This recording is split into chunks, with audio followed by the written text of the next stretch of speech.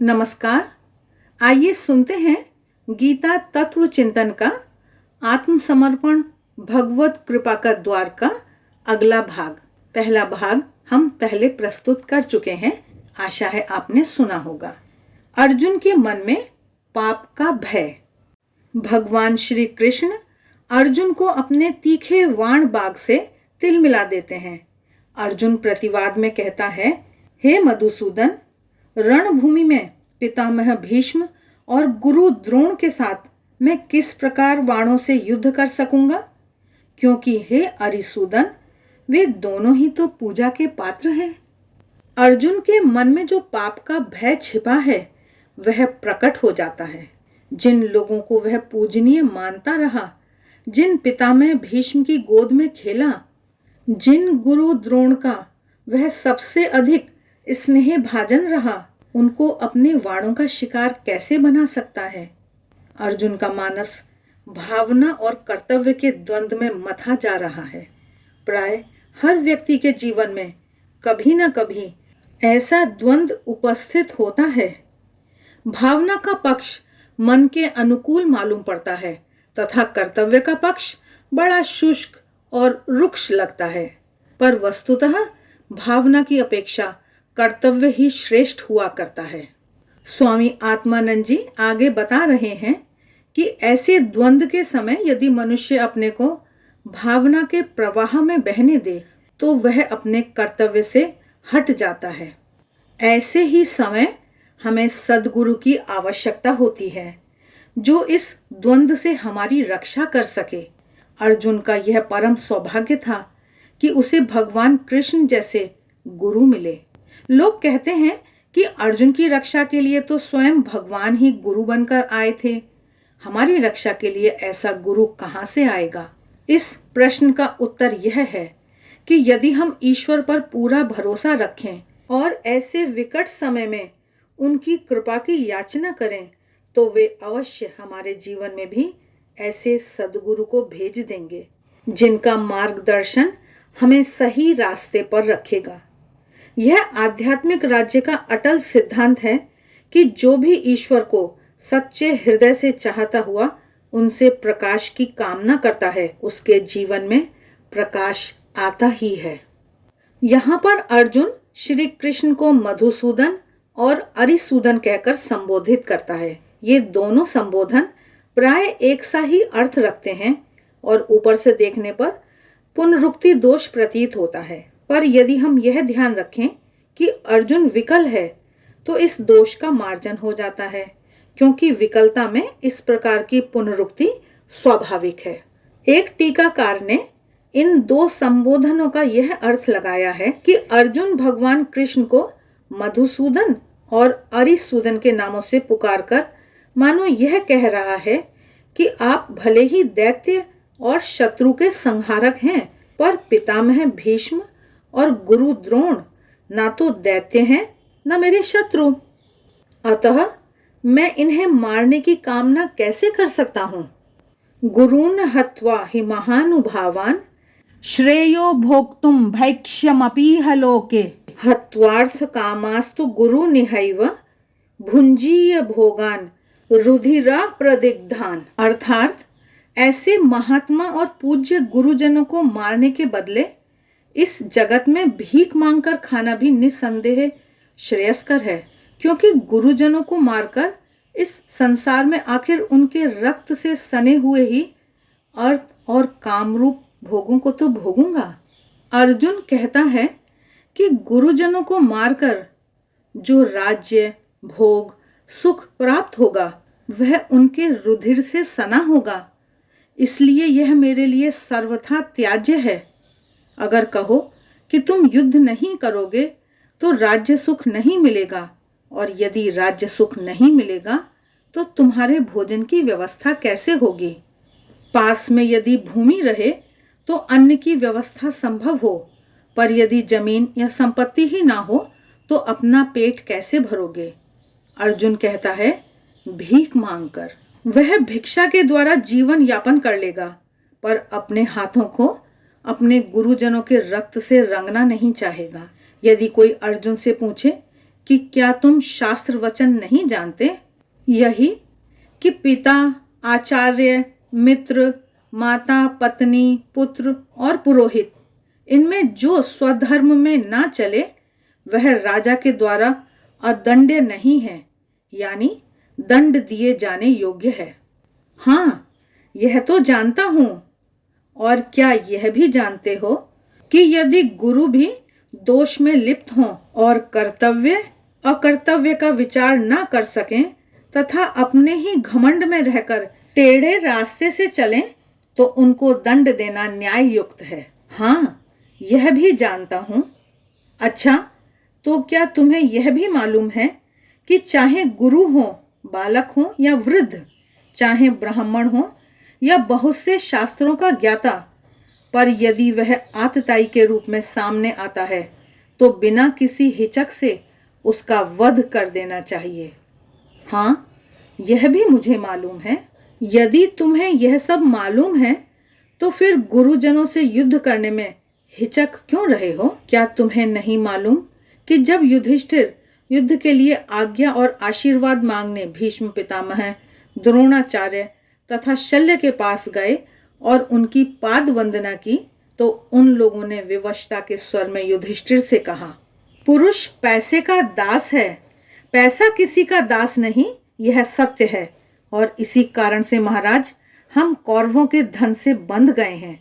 यदि तुम इस बात को जानते हो तो यह भी समझते हो कि तुम जिन्हें गुरुजन कह रहे हो वे लोभवश स्वधर्म से हट गए हैं और कर्तव्य अकर्तव्य का विवेक खो बैठे हैं, अतः वे दंडनीय हैं। फिर आतताई कौरवों का पक्ष लेकर वे भी आतताई की श्रेणी में चले गए हैं, इसलिए वध्य हैं। तब तुम क्यों इन पर वाण की वर्षा करने से जी चुरा रहे हो? इसलिए कि मैं इन्हें अपने धर्म से विमुख, अविवेकी और आतताई नहीं मानता। भले ही ये अर्थ की कामनावश कौरवों का साथ दे रहे हैं, तथापि इन्हें महानुभाव ही मानता हूँ।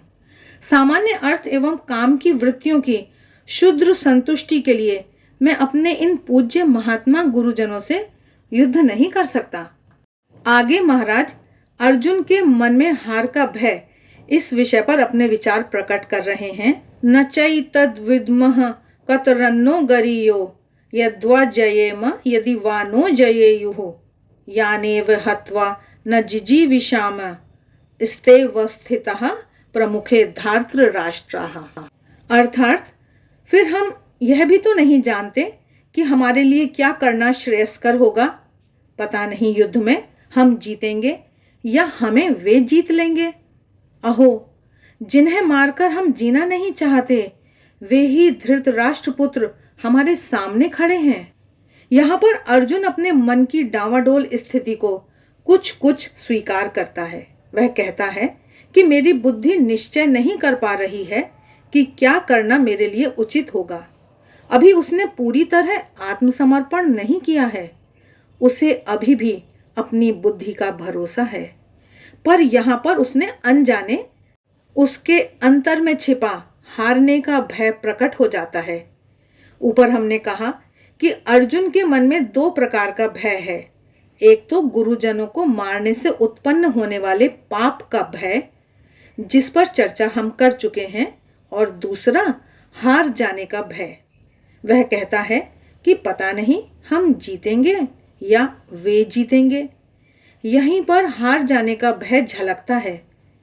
अब तक तो रोग के ये कारण दिखाई ही नहीं पड़ रहे थे, पर जब भगवान कृष्ण ने कड़े शब्दों में अर्जुन का तिरस्कार किया, उसे धिक्कारा, तो उसके रोग को जन्म देने वाले ये छिपे हुए कारण धीरे से प्रकट होते हैं। उत्तम वैद्य वह है जो रोग को जड़ से खत्म कर देता है, पर जब तक जड़ ही पकड़ में न आए उसे नष्ट कैसे किया जा सकता है। भगवान कृष्ण रोग की जड़ को पकड़ना जानते हैं। वे अर्जुन को अपने रोग का भान करा देते हैं। मानो अर्जुन से कहते हैं, अर्जुन देख, तेरी करुणा और दया की आड़ में कायरता छिपी है, पाप और हारने का भय छिपा है। अपने इस रोग को पकड़, अपने दोष पर गुणों का मुलम्मा मत चढ़ा। दोष को दोष के ही रूप में देख। तूने धृतराष्ट्र के पुत्रों को कब इतना प्यार किया था कि उनके बिना जीना तू दूभर मान रहा है? जब से जानने समझने लायक हुए हो तभी से तो धृतराष्ट्र के पुत्रों से तुम्हारी बनी नहीं। अभी 13 वर्ष तो उनसे लुक छिपकर अपने प्राणों की रक्षा करते हुए वन वन भटकते फिरे। उसके पहले भी लाक्षागृह में तुम लोगों को जीवित जला देने की योजना बनाई गई थी, और यह सब समझते हुए भी आज जाने कैसे तुम्हारे हृदय में उनके लिए प्यार का ऐसा दरिया उमड़ रहा है कि कहते हो उनके बिना हम जीवित नहीं रहना चाहते। अर्जुन, टटोलो, अपने मन को अच्छी तरह टटोलो। तुम क्यों अपने को ऐसा छल रहे हो? स्वामी आत्मानंद जी आगे अर्जुन का श्री कृष्ण की शरण में जाना विषय पर अपने विचार प्रकट करते हुए कह रहे हैं। और तब अर्जुन अपने को टटोलता है, आत्मनिरीक्षण करता है, बलपूर्वक मोह के पर्दे को उठाने की चेष्टा करता है, देखता है कि भगवान जो कह रहे हैं वही ठीक है। जिसे वह करुणा और दया समझ रहा था वह वस्तुतः कायरता ही है। कहता है, कार्पण्य दोषोपहता स्वभावः पृच्छामि त्वां धर्म सम्मूढ़ चेताः यच्छ्रेयः स्यान्निश्चितं ब्रूहि तन्मे शिष्यस्तेहं शाधि मां त्वां प्रपन्नम। अर्थात मेरा स्वभाव कायरता रूप दोष से सन गया है और धर्म का निर्णय करने में मैं मोहित चित्त हो गया हूँ। अतः आपसे पूछता हूँ, जो मेरे लिए हितकर बात हो वह निश्चित रूप से मुझे बतलाइए। मैं आपका शिष्य हूँ, आपकी शरण में आए हुए मुझ दास को उपदेश दीजिए। अर्जुन अपनी भूल स्वीकार कर लेता है, कहता है कि मेरा स्वभाव कायरता के दोष से ढक जाने के कारण मैं कर्तव्य अकर्तव्य का निर्णय करने में असमर्थ हूँ। मेरी बुद्धि काम नहीं दे रही है। वह विनय पूर्वक मार्गदर्शन की याचना करता है। उसने अपने आप को अब भगवान श्री कृष्ण के चरणों में समर्पित कर दिया, पर अभी भी पूरी तरह नहीं।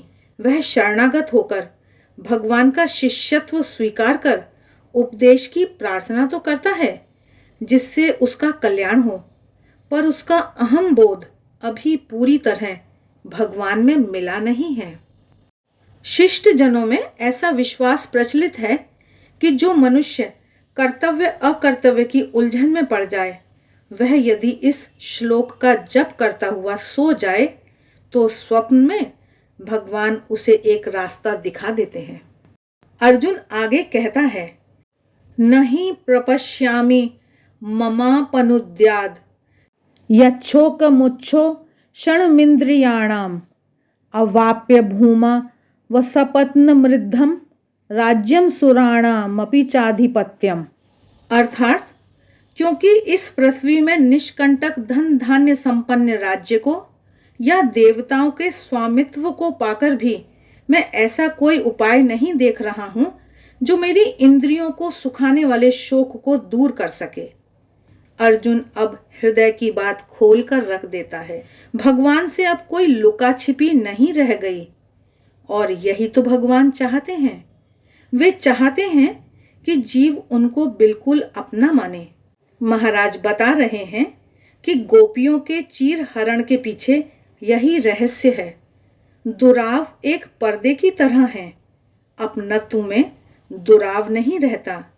चीर हरण के द्वारा भगवान गोपियों का अंतिम दुराव भी दूर कर देते हैं। यहाँ भी अर्जुन के दुराव को वे दूर करते हैं। अर्जुन और कृष्ण का संबंध अनुपम है। अर्जुन के प्रति कृष्ण के हृदय में माता का लालन है और पिता का पालन भी, गुरु का अनुशासन है तो राजा का रक्षण भी, और सर्वोपरि है ईश्वर का कृपाकण। यदि हम भी भगवान के पास अर्जुन के समान अपने हृदय को खोलकर रख दें तो यह सब हमें भी मिल सकता है। अर्जुन का शोक अत्यंत तीव्र है, वह उसकी इंद्रियों को सुखा दे रहा है। इस शोक से अर्जुन अपनी रक्षा चाहता है। वह भगवान से प्रार्थना करता है, पर साथ ही यह भी कह देता है कि मैं नहीं लड़ूंगा। संजय उवाच एव मुक्त्वा ऋषिकेशं गुडाकेशः परन्तप न योत्स्य इति गोविन्द मुक्त्वा तूष्णीं बभूवः। तमुवाच ऋषिकेशः प्रहसन्निव भारत सेनयोरुभयोर्मध्ये विषिदन्तमिदं वचः। अर्थात संजय बोला, हे शत्रुतापन धृतराष्ट्र, निंद्रा विजयी अर्जुन अंतर्यामी भगवान कृष्ण से इस प्रकार कह चुकने के बाद साफ साफ यह बात कहकर कि मैं युद्ध नहीं करूंगा, चुप हो गया। हे भारत, इस तरह दोनों सेनाओं के बीच में शोक करते हुए अर्जुन से भगवान श्री कृष्ण मुस्कुराते हुए से यह वचन कहने लगे।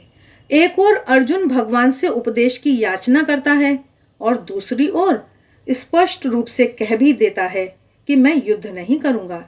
इसका तात्पर्य यही हो सकता है कि अर्जुन ने भगवान की शिष्यता स्वीकार तो कर ली, पर अभी भी उसका अहम पूर्ण समर्पण में बाधा डाल रहा है। वह अपने युद्ध न करने के निश्चय को कायम रखता है, पर साथ ही अभिप्राय यह भी है कि यदि भगवान उसे युद्ध की सार्थकता समझा दें तो वह युद्ध से मुंह नहीं मोड़ेगा। अंतर्यामी श्री कृष्ण अर्जुन के मनोभाव को समझ लेते हैं और वे मुस्कुराते हुए से अर्जुन को समझाने के लिए प्रवृत्त होते हैं। ऐसी विषम परिस्थिति में भगवान का मुस्कुराना उनकी निर्लेपता को ही सिद्ध करता है। जिस अर्जुन को केंद्र बनाकर उन्होंने इस महाभारत युद्ध की योजना बनाई, अधर्म और अन्याय के नाश का उपाय रचा, उसी अर्जुन के स्पष्ट रूप से युद्ध न करने की बात कह देने पर भी उनके माथे पर एक शिकन नहीं है, न उनमें क्रोध है, न क्षोभ, न विषाद। अधरों पर है मंद मुस्कान, जिसकी छटा अज्ञान तिमिर का नाश कर देती है। भगवान श्री कृष्ण अपने उपदेशों के जीवंत विग्रह हैं। स्थित प्रज्ञता का इससे बढ़कर मूर्त रूप और क्या हो सकता है। भगवान कृष्ण का जीवन गीता की सर्वोत्तम टीका है। आत्मसमर्पण भगवत कृपा का द्वार का यह प्रवचन आज खत्म होता है। अगले अंक में हम देही का स्वरूप विषय पर स्वामी आत्मानंद जी के प्रवचनों को सुनेंगे। आशा है आपको यह वीडियोस अच्छे लग रहे हैं। वीडियो अच्छे लगते हैं तो लाइक का बटन ज़रूर दबाएं, कमेंट बॉक्स में कमेंट करके बताएं, मित्रों के साथ शेयर करें। मिलते हैं फिर, तब तक देखते रहिए देवाक्षर। आप सभी का बहुत बहुत धन्यवाद।